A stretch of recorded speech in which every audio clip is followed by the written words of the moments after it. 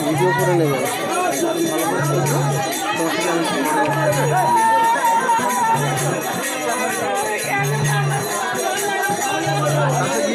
আর ওটা দাম যাচ্ছে নাকি না আমি হলুদ দিতে যাবে তো